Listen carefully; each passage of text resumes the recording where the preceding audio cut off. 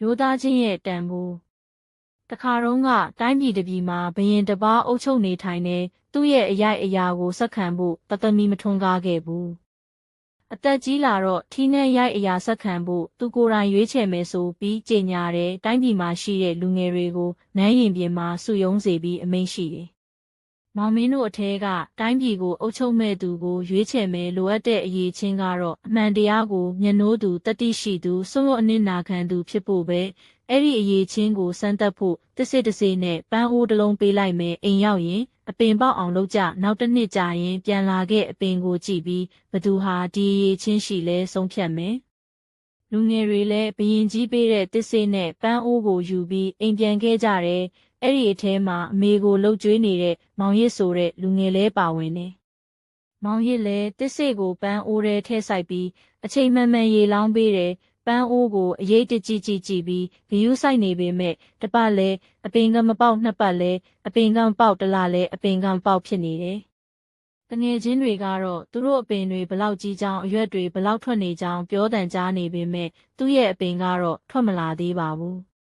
စိတ်တက်မကြပဲဆက်ပြီးရေလောင်းနေပေမဲ့အပင်ကခြောက်နေမြဲပါပဲအပင်ကထွက်မလာပါဘူးဒီလိုနဲ့တစ်နှစ်ပြည့်လို့ဘရင်ကြီးကျင်းထားတဲ့ရက်ကိုตาရောက်လာတယ်မောင်ရစ်ရဲ့အပင်ကပေါက်မလာပါဘူးမောင်ရစ်ကဘရင်ကြီးစီကိုပြန်မသွားကျင်တော့ဘူးမောင်ရစ်ရဲ့အမေကတော့ပြန်သွားဖို့တိုက်တွန်းတယ်ပြိုင်ပွဲမှာရှုံးနေလဲရှုံးကိုလက်ခံနိုင်ရတဲ့တတိရှိသူဟာရောင်ကြားကောင်းတစ်ယောက်ပဲလို့အားပေးစကားပြောလိုက်တယ်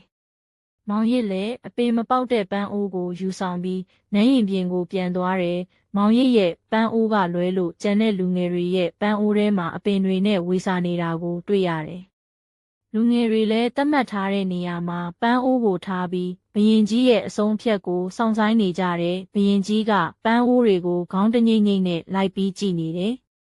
တတန်းပြီးတတန်းကျော်သွားတယ်ဘရင်ကြီးစိတ်တိုင်းကြမတွေ့ဘူးဖြစ်နေတယ်နောက်ဆုံးတန်းကိုရောက်တဲ့အခါအပင်မပေါက်တဲ့မောင်ရစ်ရဲ့ပန်းအိုးကိုတွေ့သွားပြီးဘရင်ကြီးမျက်နှာဝင်းလက်သွားတယ်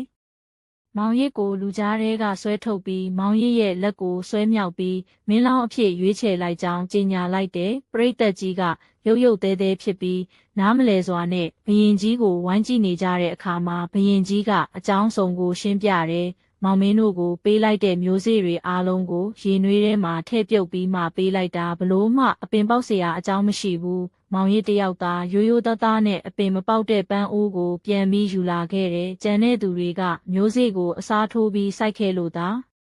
အပင်ပေါက်ခဲ့ခြင်းဖြစ်တဲ့ကိုယ်တိုင်မှမရိုးသားသူတယောက်ဟာတိုင်းရေးပြည်ရေးကိုဘလို့လှုပ်ဖြောက်ဖြောက်မှန်မှန်ဆောင်ရွက်နိုင်မှာလေရိုးသားသူတယောက်ဖြစ်ဖို့ဆိုတာမလွယ်လှဘူးအမှန်တရားကိုမျက်နှိုးယုံသာမကဒီအမှန်တရားကိုလက်ခံနိုင်ရတဲ့တတိနဲ့အနစ်နာခံနိုင်တဲ့စိတ်သက်လည်းရှိဖို့လိုတယ်အကြောင်းစုံကိုသိသွားတော့ဘရင်ကြီးရဲ့အဆုံးအဖြတ်ကိုအားလုံးကလက်ခံသဘောတူလိုက်ကြတယ်